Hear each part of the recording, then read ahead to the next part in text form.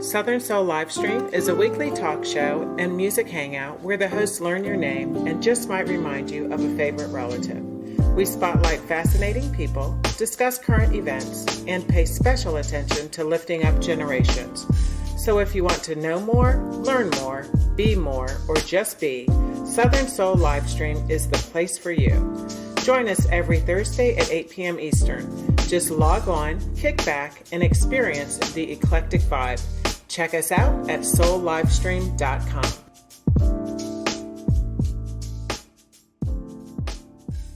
Welcome. Miss Latavia, thank you for being here tonight. I am excited. I'm telling you why. Is that, we've been covering these topics of legacy planning. We've had various speakers speak on the topic, but you know who we haven't spoken with? You. We have not spoken with a lawyer, someone who has dedicated their career and their focus to helping people understand and figure this stuff out. And we spoken with, for example, last month, a specialist on, end of life care and talking about the importance of having, certain paperwork in place. And we talked with life coaches, financial life coaches that talk about the financial part, but we haven't spoken with a legal professional. Latif, if you don't mind just introducing yourself, telling a few people a few things about you, and letting us know what you do and your background. Well, thank you. I'm happy to be here and excited about the topic in general. But I always say I grew up around the world thanks to my dad's career in the military. So I would say that has always shaped me. But I love sparking conversation, facilitating conversation, and helping people to just see things from a different perspective. So I currently own LA Legal Solutions, but I would say I bring to that about 10 to 12 years of experience working in higher ed, private practice. And everything that I've done has always had I would say there's been a underlying focus of education and trying to help people see things from a different perspective. And so that is why I do what I do. Awesome. Well, thank you. So tonight, what we wanted to focus on is the community. And as you can imagine, when it comes to these matters, sometimes in the community, we struggle, for various reasons. One of the things that I enjoyed on End of Life Care, when they kind of talked about how, as we, get older, it's time to consider certain paperwork, but some people just aren't ready. And one of the things that really left me speechless was the story of a older gentleman that said, hey, you know, if they don't care about how I live, why would they care about how I, you know, leave this place? And as we dug into it, we discovered that there were certain spiritual nuances or beliefs or even lifestyle that made people, less comfortable with this legacy planning. Can you just kind of give us some perspectives of some major challenges that you see, in the community when it comes to these matters? Sure. Yeah. So what you shared, unfortunately, is not uncommon. So like I said, that is one that people have the sense of, I don't have anything, or I don't have an estate, or I don't have anything to leave. I don't have any money, or no one cares about me, or I'm not really thinking about it. Or a bigger one is, I don't want to talk about that. Like, I don't want to think about that. Don't bring that up to me. Because some people have this thought of, if I talk about it, it's going to happen. And not even unfortunately, but the fact of the matter is we are all going to die at some point. And so it's not always something that I would say it gives you the warm and fuzzies talking about if we're sick or, in a position where we can't take care of ourselves, or even what happens after we pass away. But it is a necessary conversation because, unfortunately, specifically in our community, those conversations don't happen until someone's in the hospital. And they're not in a position to make decisions for themselves, or until after a person passes away and we're trying to figure out what to do, who's going to pay for the funeral, who's doing the body, who gets what, a myriad of things that come up. And because we put off or avoid the conversation, trying to not make someone uncomfortable. But I say I want us to get comfortable being uncomfortable and having these conversations, so that way we can be informed and we can help make better decisions. And so that people know that, hey, I do care. I care about you while you're living, and I care about the legacy that you're going to leave. Yeah, thank you for that. You know, as a legal profession, I'm wondering, when people contact you, are they in that place that you described where, it's at this point where it's more reactive, or are things changing? Are people starting to be more proactive about it? I'm just kind of curious of, when do people contact you? What are they asking for? What situation they're in? Like, what are some things that you're seeing? And, reason I ask that because I'm curious if you have any recommendation on how you would like to see things change, right? And we'll get into, estate planning, advanced medical directive, power of attorney, and all of that. But I'm just kind of curious at what you're seeing versus, what you would like to see, as, people come to you. Sure. I can honestly say I have started to see a shift. I am getting more inquiries about, okay, hey, what is it, or what is the process?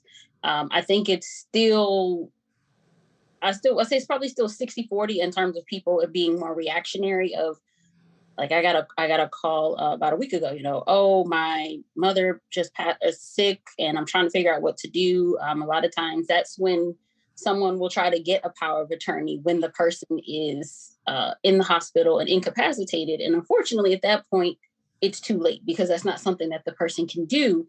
So it's still, I want to say, more reactionary, but I am seeing, I guess, an uptick in people being a bit more proactive and at least asking the questions.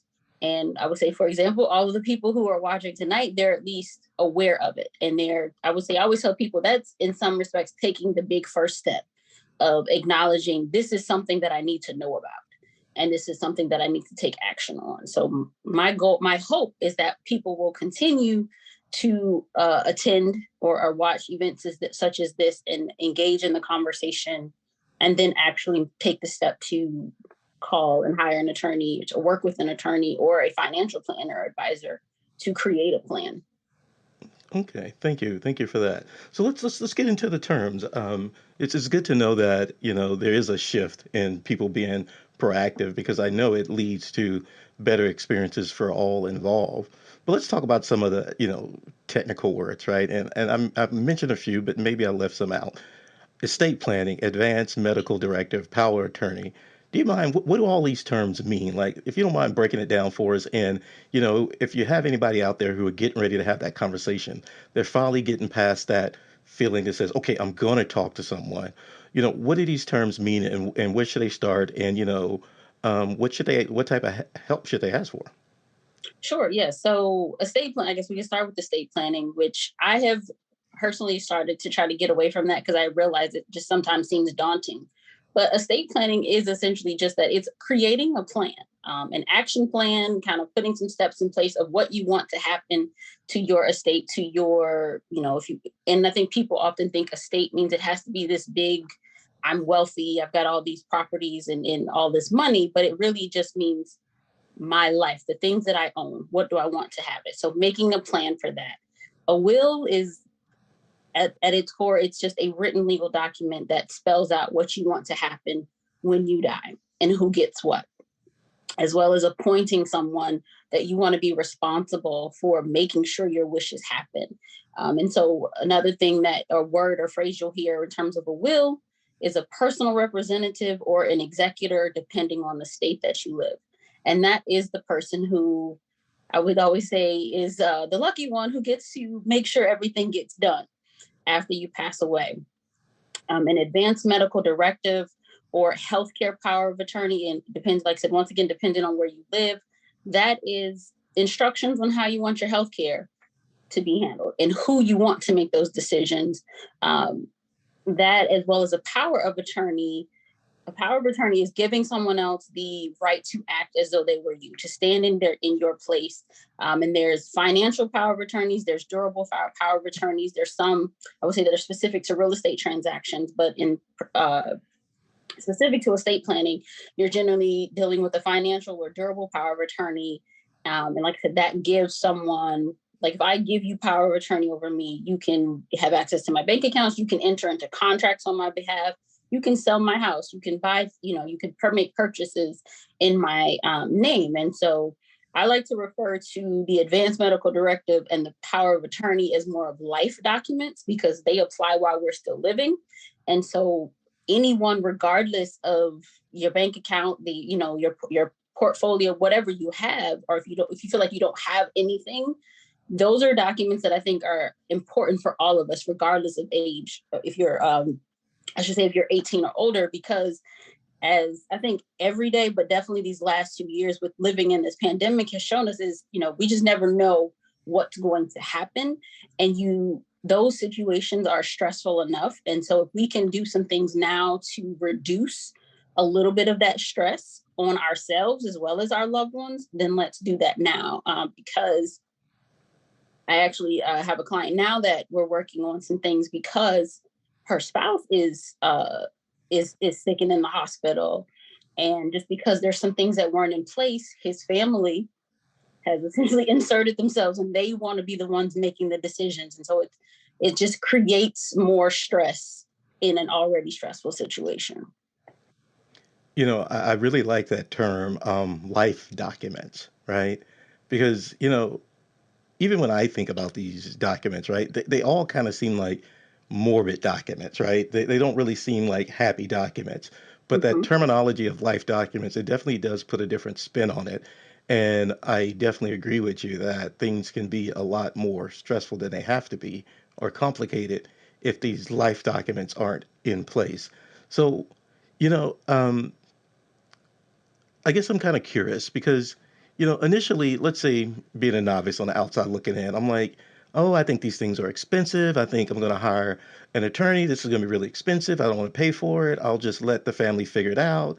Um, Versus, I also heard things such as, oh, well, we can go spend $60 to get us a kit and we can create some life documents with a kit. Break it down for us. What's the difference between, hiring someone like you and essentially going somewhere like Kinko's and getting a kit? Have you seen that? What are your suggestions or recommendations? Definitely have seen it, and I've had conversations with people about it. It can be daunting, especially like I said, a lot of times we don't know what we don't know. So yes, there are kits. There are different, I would say, third-party sites that you can go online and kind of fill in. They ask you questions and they generate a document for you. That can work.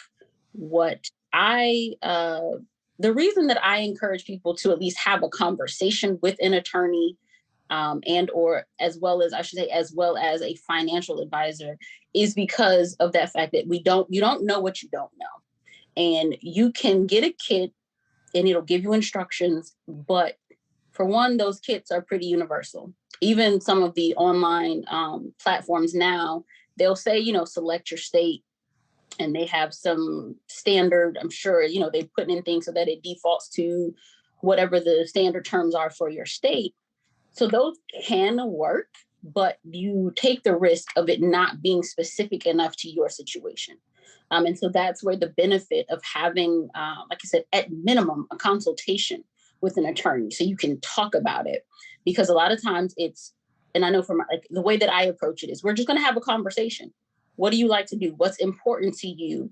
Are there any items that your children really like, or do you collect jewelry? Like I have a godmom who she creates this like train set, this village around Christmas every year. I know that that's very important to her, and she would not just want it to be thrown away or tossed aside when she passes. So it's more about being able to have a conversation and, like I said, going through a series of questions of, well, what about this? What about that? Because a lot of times we'll forget things. And if it's not on that checklist in that kit that you're going through, you might not think about it. And then there's also, I would say, some of the things that are not in these kits or these third-party services is there's a lot that happens outside of what goes in the will. If you have retirement accounts, investments, like insurance, life insurance policies, all of those things have different rules that apply to them. So like for a life insurance policy, I don't care if you put that you want it to go to John in your will. If you have Susie listed on as the beneficiary on the life insurance policy, that money is going to her and it's going to be hers to decide what she wants to do with it. About, thinking about what to do with your bank accounts. A lot of people don't know that if you do not, that you can create a transfer on death or payable on death that you add to your bank account. So that way, when you pass away, the money is essentially released to that person. Because if you don't have that set up and there's not a joint owner on the account, when you pass away, whether you have a will or not, your personal representative is going to have to wait until they open the probate case and then essentially get orders or permission from the judge, state, or from the court that essentially gives the bank permission to release that money to you. So if there's money in the account that would help pay for some of the funeral expenses or just final costs, you can't access it because you need the court's permission. So these are things that, like I said, some people will figure out on their own, but there's a benefit of being able to have a conversation. So yes, it's going to cost, but I say it's worth it to make that investment in yourself as well as your family. Because like I said, what can we do now to lighten the load later? Awesome, awesome. You really helped there with a lot of practical concerns, right? I always, you know, can imagine the importance of hiring a professional. You know, law has always been one of those things that, can be a bit, daunting, right? So I like the way you described it. And the way I would, what I heard what you said is that, I've seen scenarios where things are just complicated, right? You're already dealing with a lot. You're dealing with emotion. I've heard about these horrible things, right? Where people have to put their name in the newspaper so they can discover, if this person owes any money to anybody, and the type of embarrassment that can bring on a family or loved ones. And, I also see, people who are like, well, I don't care, or I really don't, worry about such things. The way you described it, I love it. It's, hey, it's going to be a complicated time, and there's a lot of pieces.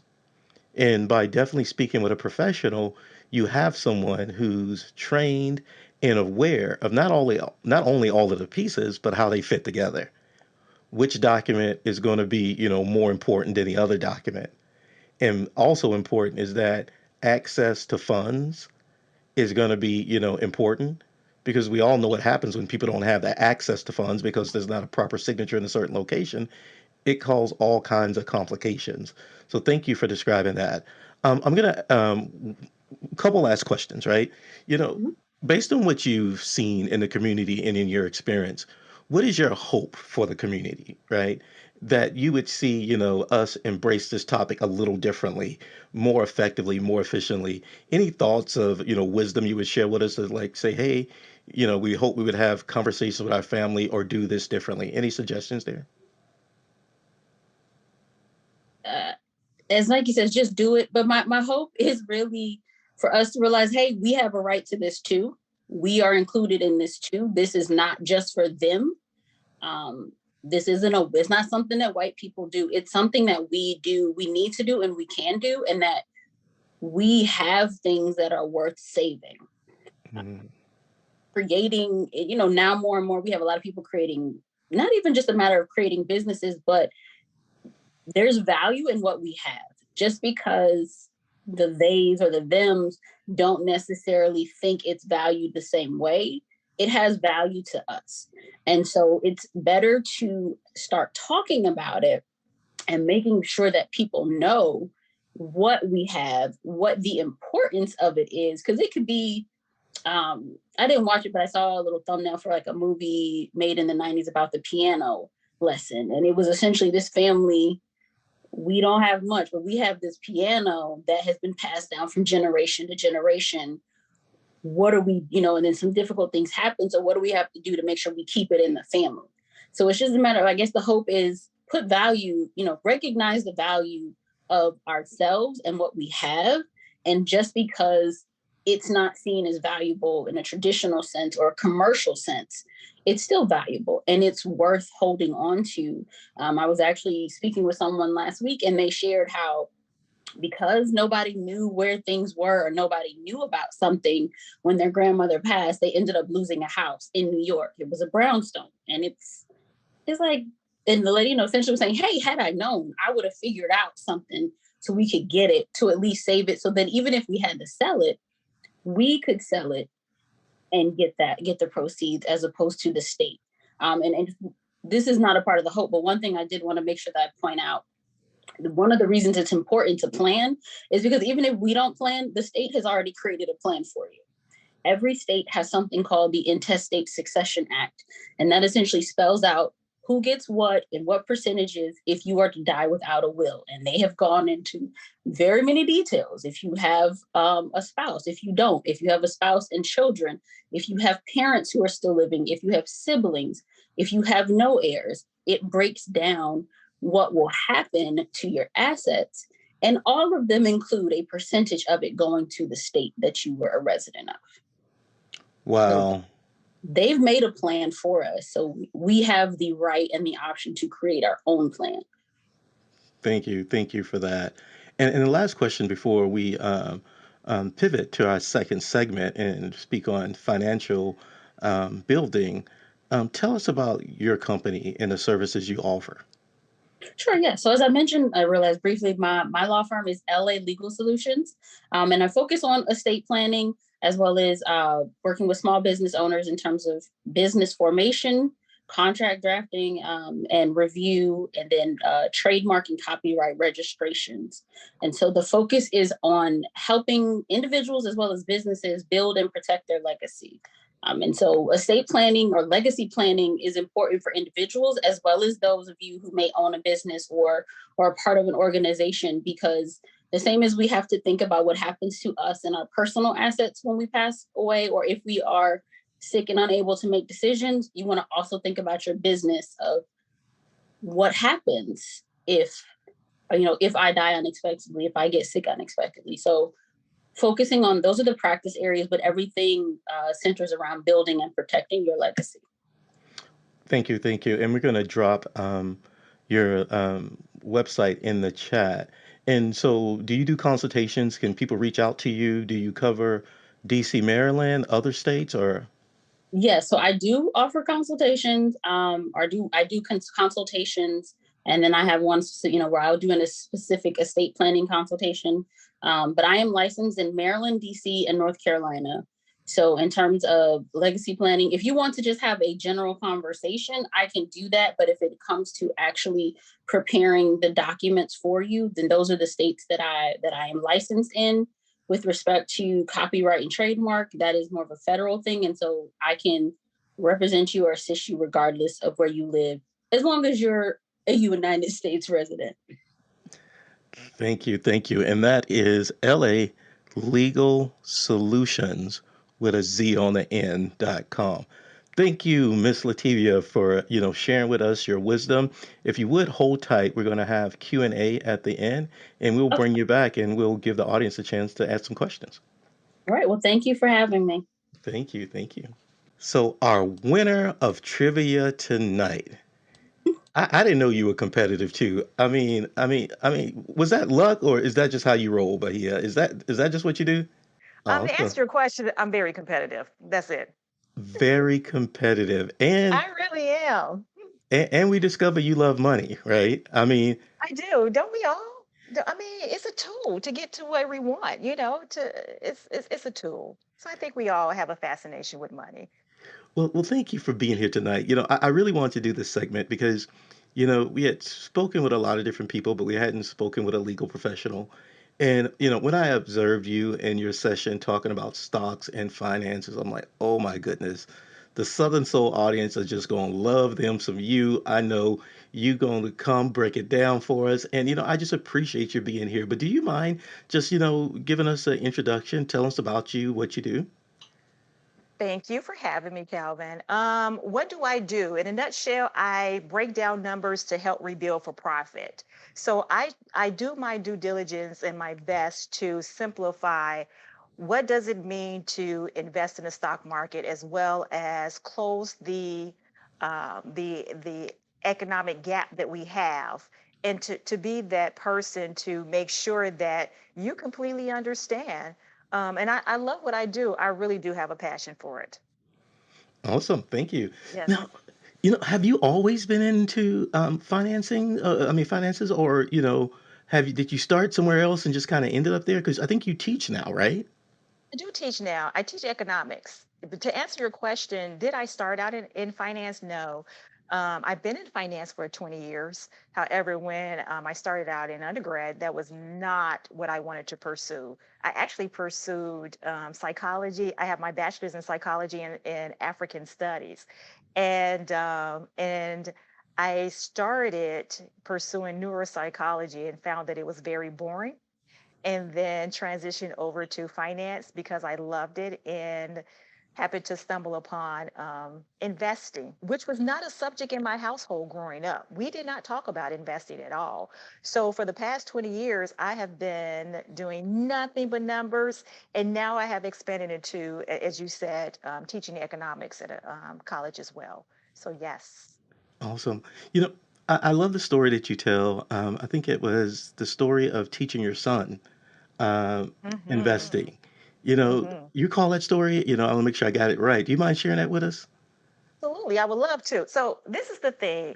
Um, Not only do I invest, because a lot of people do not practice what they preach, but I do. And for us, we now have a 21-year-old. He'll be 21 next month. So I mean next week. So at the same time, about 13, 14 years ago, I remember my husband and I having a conversation because he loves his dad. It's like his superhero. So everything my husband does, he emulates. And my husband and I, we have two different spending habits, right? I'm what you call frugal. He calls me cheap. And my husband likes to ball out of control. Well, he did at that time. And our son will watch him do everything. And I will never forget, we start implementing financial conversations in our home every week. And one of the questions that I asked my husband was, are you comfortable with teaching our son how to be homeless? And he was like, what? Why are you so dramatic every time we speak? And I'm like, no, seriously, if he sees that when you get paid, you go out and spend all your money, but you have to walk around with $1,000 in your pocket. Who does that? That I digress. But if he sees you spend all this money with no game plan, no budget, he's going to do it as well because everything he does, even to this day, he says, "Am I like dad?" I'm like, "Yes, you are his walking twin." So we started incorporating our son in our weekly financial meetings where either Thursday nights or Friday morning, we pull out, at that time we had spreadsheets, now modern technology. We had spreadsheets where we would go over the budget and talk about what we had in the household. And that really opened our son's eyes because I also did not want to teach him that if he heard the words from us to say no because I said so, which our parents did to us every time we would ask for something, they would say no because I said so. And for me, I thought I did something wrong. I didn't want him to feel that way. I actually wanted him to understand the fact that we may have it, but it's not allocated for whatever you want right now. So we started having those conversations. He started understanding what budget was. And then we started inviting him in to invest in the stock market at his age. So what we did, we gave him a task to go to school at that time and start looking around to seeing what other people had, whether they were Nikes, if they played on the PlayStation, if they had conversations about that, iPhones. And so he wrote everything down and we started looking to see what were publicly traded companies. And that's how we started with him investing. And to this day, he still does it. He reads about it and everything. Wow. I Yep. love that story of, I mean, how hard is it to get, a young person involved in finances, right? And I Hmm. love that story because the openness to, have a teenager sit down and go through mom and dad's finances. Hmm. Hmm. Absolutely. OMG. I mean, it sounds scary, but it sounds so. I mean, are you proud of that? What do you feel? Do you feel it helped him? It matured him? It made him comfortable? Was it nervous? It seemed like I'd be nervous. I mean, what was your experience? Nervous as a parent, no, because I'm so transparent. Nervous for him, no, because he knows how his parents are. But I'm going to tell you this, it takes away the nervousness. And the tools that we taught him at that young age, he was able to bring it into his adulthood. He does not make decisions that has to do with his money without thinking about it first. But in addition to that, we also taught him, which I thought I wished we were taught when we were younger, to live off of 50% of his income. So he's always only lived off of 50% of his income, meaning when he gets paid, he doesn't go out and spend it. And of course, we check in with him and ask him what his needs are, what his wants are, how much have you saved. So his dad actually sits down and talk about how much you're going to put in the savings account, and I talk about how much you're going to invest.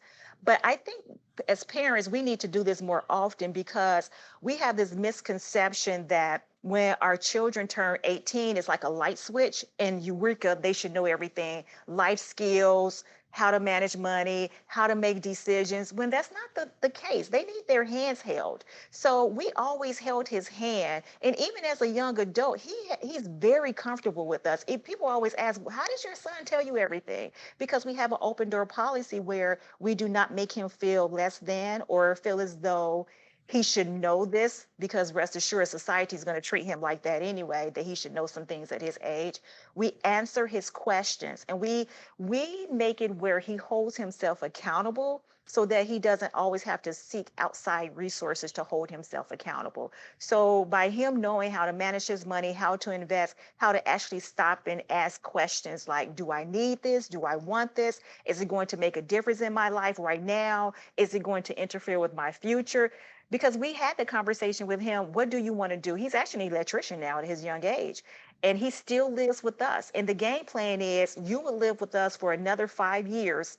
Unless you want to continue to live with us, it's okay. And while you're here, you must save at least half of your income and invest the other. So yeah, it makes the youth have proper money management skills, because if they don't, they end up like a lot of other adults and try to make ends meet from paycheck to paycheck and try to figure it out. Wow, thank you for sharing You're that welcome. that family story. Let's talk about the community. Legacy Mhm. planning and the community. That's been the theme tonight, right? So, I Yes. mean, I love the fact that you're an economist, right? Is that the best way to call it, economist?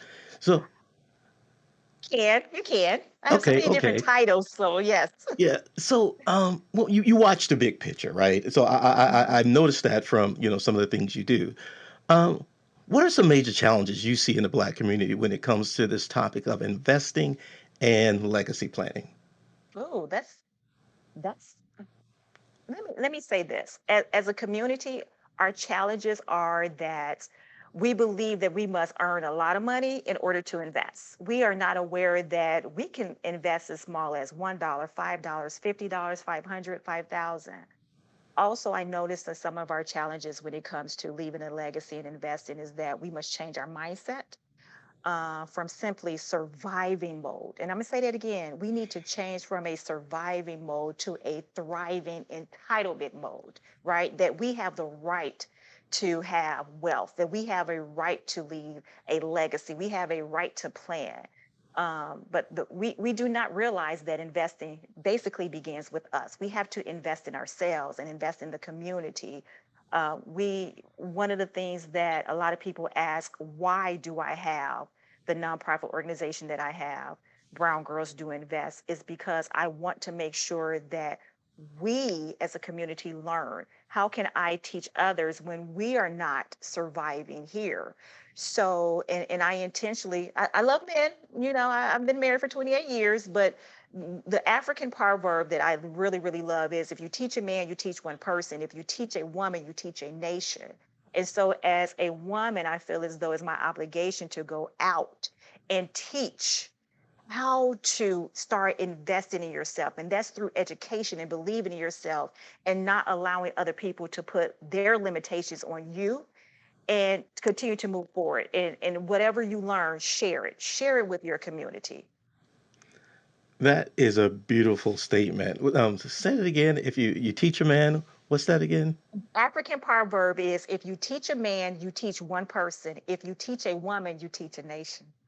I love it. I love it. I've always been a fan of education, and I've definitely found that to be true. When it comes to the topic of education, I just don't know why. I do not know why, but the sisters are doing their thing, right? Mm-hmm. You know, Mhm. um, tell me this, I don't know. I think maybe you've already spoken to it, but you definitely have me really deep in thought right now because I'm thinking about this dynamic of community and I'm hopeful, right? But at the same Yes. time, I'm like, I don't know. I almost feel like what comes first, the financial literacy or the community.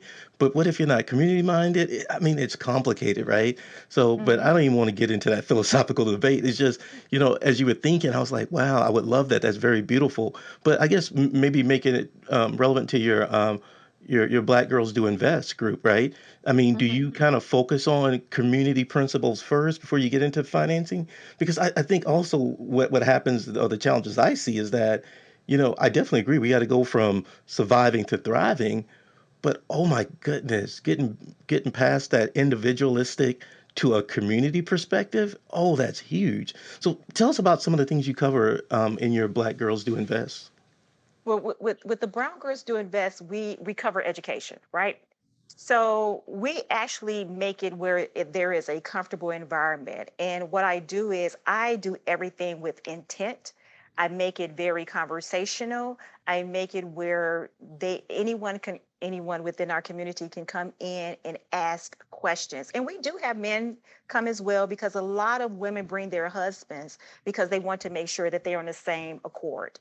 So for us is making sure that they understand exactly what is a stock, what is the stock market, what are ETFs. I love ETFs, exchange traded funds. It takes the guesswork, as I was sharing with you before, it takes the guesswork out of trying to choose individual stocks so that you are properly diversified. But I want to make sure that whoever is part of Brown Girls Do Invest understands their worth and understand that all they have to do is change their mindset, create a budget, and have a budget that includes how much they're going to contribute towards their investment. And once they do that, get into the practice of actually creating a schedule to invest each and every month. And what we do, we make it very comfortable and do it as a community as well, so that we can share our best practices. And we look at it from a fundamental analyst point of view as opposed to a technical and reading the charts, whereas we're reading articles, right? So like the other day I was talking about how the indexes, the Dow Jones, the S&P 500, the Nasdaq, they were down for like I said three trading sessions. And then I explained a trading session basically is a day, just little tools. And then we were talking about, hey, now as investors, the market is going down somewhat because investors are trying to see what's going on when it comes to Russia and the potential war. And now the Federal Reserve is going to talk about how they're going to increase interest rates. So breaking that all down, so then when they are watching these media outlets, they have an understanding as opposed to it being over their head and thinking, what does that have to do with me? Everything. Not only as a consumer, but an investor as well, because at the end of the day, what a lot of investors do not realize is that you are the one that controls this market. And I'm gonna say that again, consumers are the ones who control the market. If you're out there spending, you're controlling. If you pull back, then everyone's looking like, what's going on? Maybe they don't have confidence in this particular company, or they don't like what's going on because of what could eventually evolve, hence war or not. Let's see. So I teach them to make sure that they're looking at the headlines and actually interpreting as well. I love that. And I heard so many things that I love. So that's why I was smiling. I heard, first of all, good news, fellas. Correction, brown girls do invest. And we have been included, right? So when you hear Black Girl Magic, I know we ain't included, but that's okay. But brown girls do invest. They can bring their husband, their man with them, and he can learn as well. He can get a Mhm, crust. They said a mhm, crumb. So I love that. And I also love what I heard is the community of how y'all learn. As an engineer, I'm accustomed to learning in a community. You mhm. know, as an MBA, I'm accustomed to learning in a community. It took me forever to realize that certain people weren't taught that way. They weren't taught to learn in a community. You know, they weren't taught like some of my PhD friends. I give them a hard time, but I'm like, y'all do my dissertation all by myself, but there's no community. So I love those nuances of community in what you cover. Okay, real quick personal question. What is some of the best financial advice you've ever received? Hmm. Some of the best financial advice I ever received. Basically, to self-educate. And when I self-educate, I basically need to implement those lessons that I learned. And a lot of people do not do that. They continue to read and read and read and not follow through. So for me, the best financial advice was make sure you learn, make sure you're always learning, and make sure you actually implement. And that's something that I share with a lot of people as well, whether they're involved with Brown Girls Do Invest or they're working with me through the financial firm. One of the things that people cannot take away from you is your intellectual property, right? Hmm. They can take whatever, they can take all tangible goods, but if you can fall back on what you have actually learned in life and your resources, there is nothing anyone can say or do to you. So for me, the best advice that I received was, again, self-educate and actually implement. And that's what I want to tell everybody as well. And there's so many resources as far as books are concerned. Google is the bad mama jamma. But don't just take it for, on surface. Actually dig in and do your research. And you will be amazed at what you find out in life that you can actually implement to make you a better person. But again, for me, intelligence or education and community intertwine because one of the things one of my grandfathers taught me, my maternal grandfather, he always say, Bahiyah, hold your fist out. Can you get anything in? I'm like, no. Can you get anything out? No. So if you continue to hold everything so tight, not only are you not able to receive anything, but you're not able to share with other people as well. So let it go. Release I it. I love that. Mhm. I am a fan of community. Thank you for sharing that. And I have You're already welcome. repurposed a few of those quotes. I will be listening to the recording. Oh, You wrote a book. Speaking about a book, Women Building Wealth. yes. Tell us about that book. Why you write it? What is it about? Well, I wrote it because a lot of people want to learn how to invest in the stock market or real estate or what have you. But what they do not understand is it doesn't matter how much you learn, you have to build a foundation, right? So the book basically provides you with tools so that you can move forward. For instance, holding yourself accountable. And I share some things about myself and accepting some things as well. There's a whole chapter on acceptance. And let me just briefly explain to you why I wrote that chapter on acceptance, because a lot of people say, well, I want to do this and that and the other in the financial field. However, there's nothing wrong with me. I'm perfect, right? So I shared one of my experiences, how I had to accept the fact that I was committing financial abuse toward myself. Hmm. And even though of course, in the real world, you do not want to be abused, whether it's physically, mentally, emotionally, what have you. But for me, when I was working in corporate America, I was a VP at a global financial firm and I was earning quite a bit. I'm going to tell you this, my bonuses were like equivalent to my husband's annual paycheck. And I would say, okay, I'm not saving as much as I want to because I want to go ahead and buy whatever I want because over here I'm sacrificing so much. So I deserve this outfit. I deserve this pair of shoes. I deserve to do whatever I want to do. In addition to that, I would commit financial abuse, knowing I knew better, stack up my money in my 401k and turn around and borrow it, take out a loan to just pay it back. And I'm like, okay, knowing that's the wrong thing to do because I had it there, because I felt that I'm going to earn this income, I could replace it, I could do whatever. I was committing financial abuse. So it's about acceptance, right? It's about acknowledging who you are. It's about acquiring leadership. So after each chapter, I give you some tools on how you can improve your life in order for you to go ahead and start investing, because we all know if you do not, it's going to be a malicious cycle and you're just going to continue to repeat yourself over and over and over again. So until I start accepting who I was, um, based off of one of those chapters, exhibiting leadership, wealth building, I would have continued to start dipping into my brokerage accounts.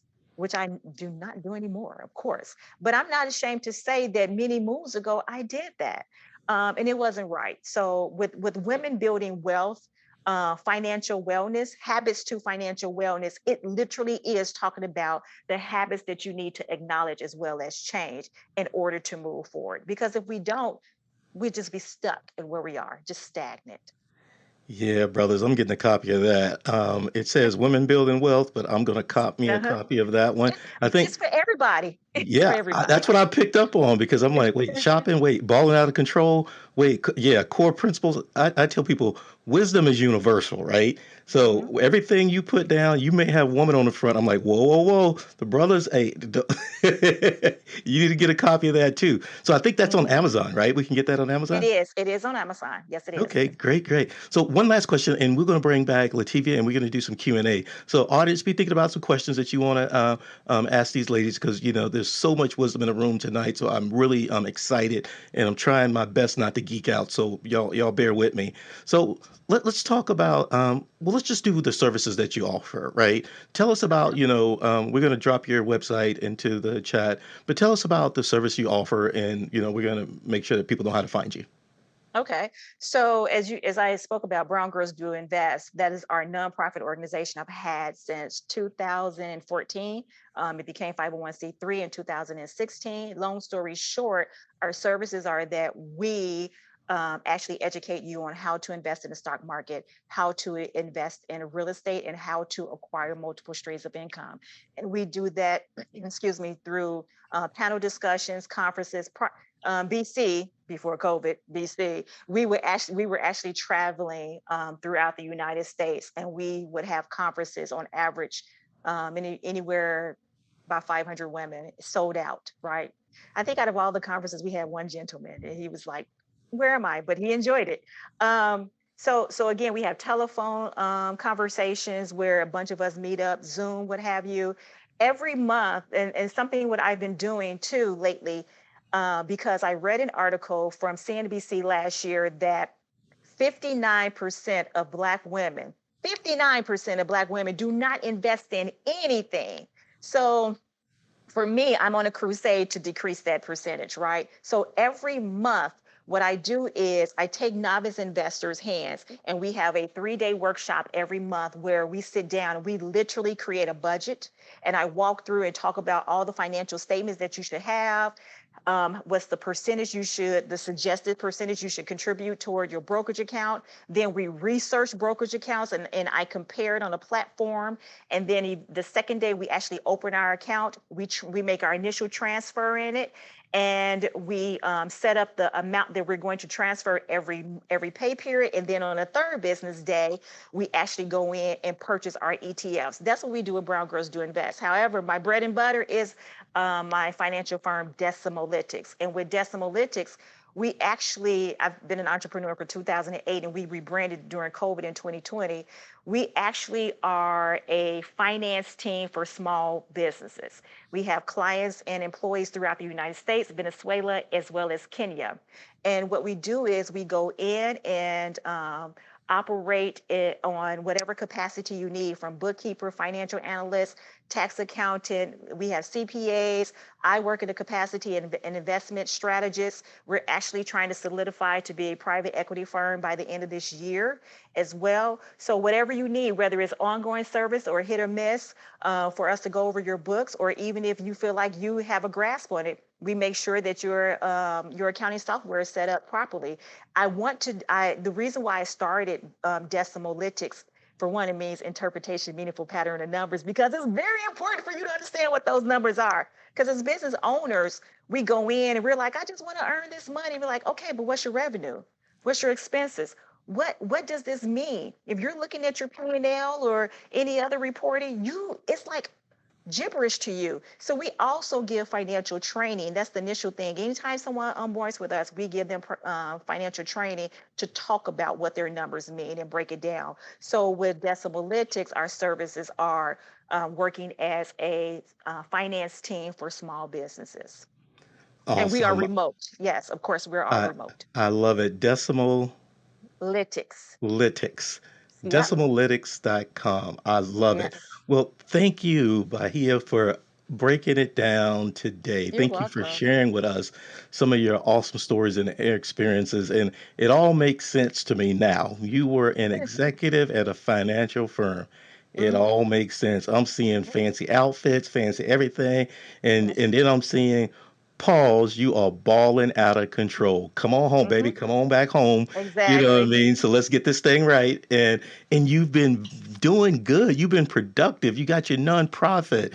You got your book. You got your, your consulting company. It's just awesome to see what you're doing. So we definitely have to have you back at Southern Soul to, maybe do one of our mini workshops that we're going to be kicking off pretty soon. But let's bring Latavia back and let's do some Q&A with the audience.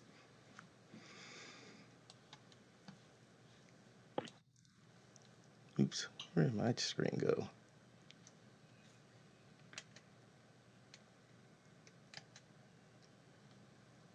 I have just a quick question. And it is, how did you decide the countries that Decimalytics would operate in? Because I think you said Venezuela Yes. And and Kenya. Kenya also. Yes.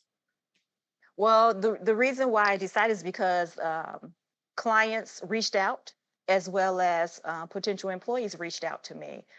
For us, it was making sure that we were in front of everyone who has a need. I mean, as you know, small business, well, businesses itself, they establish based off of a phenomenon. And I felt, especially going through my doctoral program, I find that a lot of small business owners are not sustainable because they lack the financial resources that is provided. So for me, it was having the conversation once someone came to me to see, were we able, because we have a staff of 15, were we able to address their needs?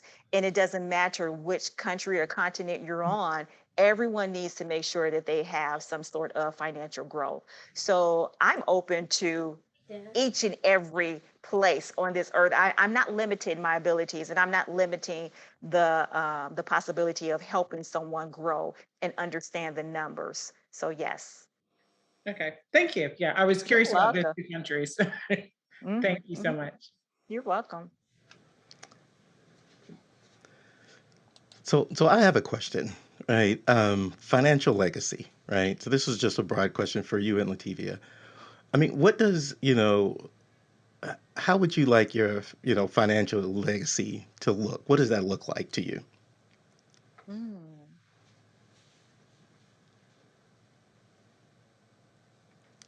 Well, Latavia, you want to go first? I I would say I would defer to her, but okay. I didn't know if you. I can speak first if you want to.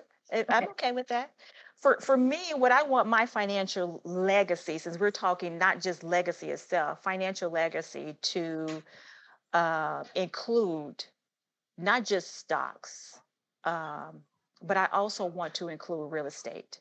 And a lot of people do not realize that stocks and real estate are going to allow you to leave that legacy. And when I tell you it's very important for me to have an understanding, not just for me passing, my husband and I passing this information along to our son, we actually my mom is the out of the four parents are the one that's still alive, and bringing my mom in and actually talking to her and say, listen, not only do you have a primary residence, but you have you also have um, property that you rent out, right? Investment property. Don't sell it. A lot of problem is in our community, we sell everything as opposed to holding on to it. So I convinced her to leave. We had a conversation, not just with her and I, with the family of who was more responsible. Of course I won, I'm competitive, but who was more responsible as far as leaving this legacy and continuously passing it down, right? So when you think about this, and I'm gonna try to make this short so that Latavia can answer as well. I want us to think about this as a community, right? Not just for myself, but what I'm practicing as well as what I would like for other people to leave as a legacy, and having both ownership in real estate as well as stocks. So when we think about that, they both have the ability to appreciate and allow us to provide generational wealth, right? also known as legacy. And if we were to begin with homeownership as primary estate, it would drastically change the trajectory of our future. So when we think about this, we have to think about comparing ourselves, and I don't like to compare, but the numbers. 84% of white parents are homeowners, and roughly 45% of Black parents are homeowners. But when we take a step back, and that's current, and when we look back in 1970, that was a good year. In 1970, Black homeownership was roughly 42%. And that's not a severe increase for a Black community when you think about it. 1970, 42%, and now 45%. So when you think about this, in 2021, the median value of a home in the United States was $375,000. In 2019, it was $258,000. In 1970, it was $17,000. So just think, if we practice what we're supposed to do by living a legacy in 1970, if we had that home for $17,000 and continue to pass it on, right? Leaving a legacy, which is what I practice, leaving that legacy. Look how much wealth we building up in that equity in that home. We can pull that equity out. We can buy more rental property. We can invest in the stock market. We can build our community. So for me, it's not just our family. That's why I love to share. That's why I was so excited to be on your show. Just sharing what works well. Why reinvent the wheel when we can see how another family is doing it? So for me, legacy is literally building this financial wealth and sharing and just building on and building on and building on. And when I do pass, transition, I want people to remember me as someone who educated others and held their hand and was basically a resource and did not mind stepping up and challenging whoever wanted to be challenged. So that's my legacy. Awesome.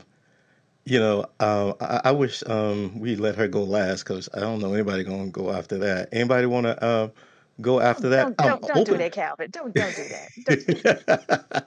So let's go to the audience. I mean, feel free to audience. I mean, audience, we typically have a radio listener type audience, so they act shy, but they're really not. But anyone in the audience can feel free to answer that question as well of what you would like to see your financial and personal legacy be. So what would we call it? Financial legacy and living legacy? I don't know, but legacy. Let's just say legacy. Yeah, just legacy. Anyone else would like to share what they would like that to look like? Rudy, you unmuted. Did you want to say something or did you have a question? Yeah, I had a question. This is for Miss Alexander. I recently had some family members, in the past couple of years, I had some family members pass away, and the families that were left to deal with the estates and whatever properties and monies they had, both of these family members, I see them have to deal with legal problems. In addition to even having a will, is this always going to happen? Is there always going to be legal problems regardless of what you do? Or is this, I mean, what I'm asking is it 100% foolproof if we do everything the way you did? Or is there always going to be something like that? My default answer is it depends, unfortunately. But I think that's I understand what you're saying is there may have been a will, there were things in place, but they still had to go through and deal with the court. Yes. So that's what's called the probate process. So as great as it is to have a plan and you create a will, there is still the probate process. So there is some involvement from the court. There's always going to be some legal component. There are ways, and if we get into a little bit more advanced, planning, there are ways around or things that you can do to avoid or limit what you have to do with the probate process. So I touched on it earlier in terms of, having life insurance policies, adding things, the transfer on death to your bank account. If you do own real property, you can you could create a trust, you could create, as she mentioned, real estate investment, you could create an LLC that owns the property. You can go ahead and add someone else's name to the title of the property. So there are things that you can do to avoid probate. And that's honestly what I would say, that's what white people have been doing for years. Yeah. The wealthy have been doing for years. We didn't know about it. We didn't, I think we didn't know we could, because they didn't make it known, or they made us think that we couldn't. So I guess the answer to your question is it depends. There's always going to be some legal component, because the IRS is going to find a way to get their money one way or the other. But there are things that you can do to limit what you have to go through probate for. Yeah. So I love that discussion, because it connects the dots with, imagine, Rudy, someone like him hires a professional and expresses that direct concern, say, hey, I want to try to minimize this headache, right? And I don't even know what a probate is, but it sounds like some contested scenario, right? But it sounds like that's the headache that you want to work with a professional and say, how do I reduce this? Yeah. No, probate is, I would say, an antiquated term, but they still use it. But it's essentially the process of administering the estate. It's, have to formally open the probate process with the court. So like I said, there are things that you can do even with a will to minimize it, but you are still going to have to deal with that part. Okay. Thank you, Rudy. Anyone else? What was the question in the chat? Should buy this stock when the market is selling off? I don't understand that question. I do. Oh, go ahead. The thing is, it depends. That's a subjective question. And I say that because for me to go in to say, yes, buy, because a lot of people buy when stocks fall because they look as though it's on sale. And this is the disclaimer. If it's been on your watch list for quite some time, for me, I like to tell people to watch it for at least 30 days. It may be a long time for you for 30 days, but you get to really track the performance. So if you've been tracking the performance and now this is where the technical part comes in, although I like to say fundamental because we read the articles and everything. But if you're looking at the charts and you're tracking the performance and you see how well it's performing or not during a certain time, and you know that there is a potential for an increase, and you've been reading the articles, you know how the leadership is, you know what the outlook of the company is, you reading their expectations, have they met or exceeded in the past, as opposed to continuously falling under. You can. I'm not going to say you should. You can, but dabble a little bit. If you go to the pool, you put your little pinky toe in there to see if the water's warm or cool or not. Do that with that stock. Don't just take your whole last $500 and say, just drop it in the bucket and get it. So I wouldn't say should, but I would say be cautious. Now, if you are just jumping on a bandwagon and everybody's saying, oh my goodness, that's falling, you're welcome. Go ahead and get it because it's on sale. But how did you research the company? If I ask you about the company, and if you cannot explain to me in 3 sentences or less what it is, don't spend your money on it, because now you're he and high. You're like, but Junebug told me to get it because he just put all his money in, especially cryptocurrency. That's a whole nother conversation. Although I like cryptocurrency. Listen, let me tell you, if you are a parent and you have teenagers or have had teenagers, that's cryptocurrency, because they all over the place. One moment they love you, another one they don't. Very volatile, right? You're like, could you get it together, please? That's cryptocurrency.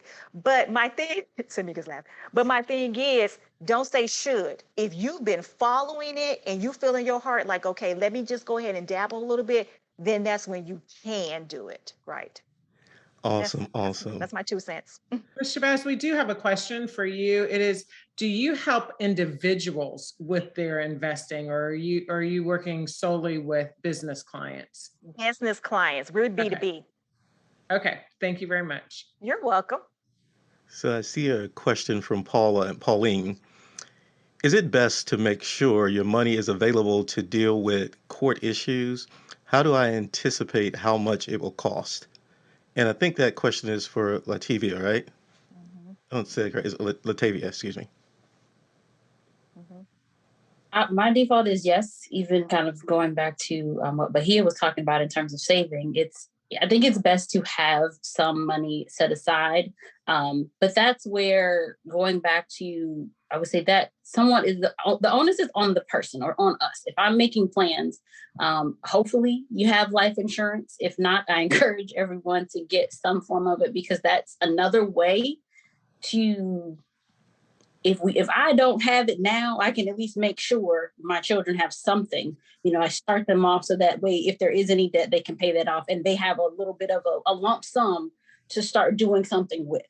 So that's one thing. So yes, I would say make sure there is some funds available. If you know that your family member has a will, do they have anything in a savings account? Or if they have life insurance, or if you know that you have been listed as someone's personal representative or executor, have those conversations with them about, okay, because even in one thing that people don't always think about or know is, do you want to be buried? Do you want to be cremated? What do you want to happen? And a lot of times, a lot of money is spent on a funeral and on a coffin that is literally going into the ground. And so it's like, that's an area of, you can prepay for some of these things. So it's, hey, have you thought about what you want, where you want to be buried? And so figuring out what the funds, what they want, will help you anticipate the cost. From the legal standpoint, the probate cost, it varies based on the state and your county. Those are minimal in terms of what you're paying for the filing fees for the court and to publish. And earlier, Calvin, you mentioned in terms of having to put things in the newspaper. That is a part of the process, maybe not the newspaper itself, but it has to be published in terms of whether or not there's creditors. But the best thing to do is have the conversation with the person. I always say, have the conversation with yourself first. Like, what do I want? And what would I do? I really care about what they do after I pass. And if you do, be specific. I always tell people, this is your one last chance to tell people what to do and how to do it on your terms. I have a friend who, she says, this is going to be the best party. My one last hurrah, I'm throwing my party. I want my funeral to be a party. So the best thing to do is have the conversations. And then that way you can estimate of, hey, this is something, that they need to have in their account when they pass away, and that they need to add you as a joint owner or list you as the beneficiary in terms of the transfer on death. Can I add something to that too, please? Yes, please do. If you can, because I see how do I anticipate how much it will cost? Like Latavia was saying, it varies from state to state. Do your research. And you remember that little B word that I mentioned at the beginning, not Bahiyah, budget. Yeah. So you start, so just like with your emergency fund, how much you're going to put away, because you hear advisors say, 3 months. We already know 3 months is not going to cover anything. I always tell people 12 months. And it may take you 5 or 6 years to save 12 months. But you are literally creating everything. So like Latavia and I are saying, have that conversation starting with yourself as well as your loved ones. You're talking about, how much do I need to put away? This is part of the financial conversation period. It could be all lumped up sum. How much do we need to put away? How often are we going to put away? What is the goal that we're going to put away? But don't stop there. I'm going to tell you this. For us, we have our little box with our manila folders in our box. And we literally have a conversation. The last conversation we had, my husband and I, we left out and we went somewhere, and our son was here, and I just reiterated, Lord forbid something happens, we don't come back, you know where the box is, right? So the box has in there our life insurance, who the beneficiaries are, everything, our checking account numbers, our credit card information, passwords. So then you have to disclose to these people that who he or she is the beneficiary, what you're doing, what the intentions are, because we all know at that time, we're already in our emotions. We do not know what's going on. We're trying to figure out who's paying for what. Next thing you know, these GoFundMe accounts coming up and the money's already sitting there. And they had, Latavia's rolling her eyes because she knows it's true. And nobody had a conversation that said that my grandmother had a $100,000 policy and we can pay for this funeral, pay off the house, and do everything else. Have these conversations and actually document and put it into these folders and tell whoever this beneficiary is where all this paperwork is, right? This is what I need for you to do in addition to making sure that you're going to have the money to the side. So have those conversations, please, and put the money to the side, and don't be secretive about things. People always want to be secretive. We need to make sure that we're doing this. Now, this is the last thing, because you see I'm long-winded. Let me tell you this. Somebody said, I want, you know what? So let me tell you this. I'm gonna tell you how the others get rich, because and how they also leave legacy, not just through homes and stocks. The matriarch and the patriarch of the family has a huge life insurance. And my mom's gonna kill me for sharing this, but I made her do this. So we have, she has the grandkids, right? Because she's the only, my husband and my husband's parents are now deceased. My dad passed last year.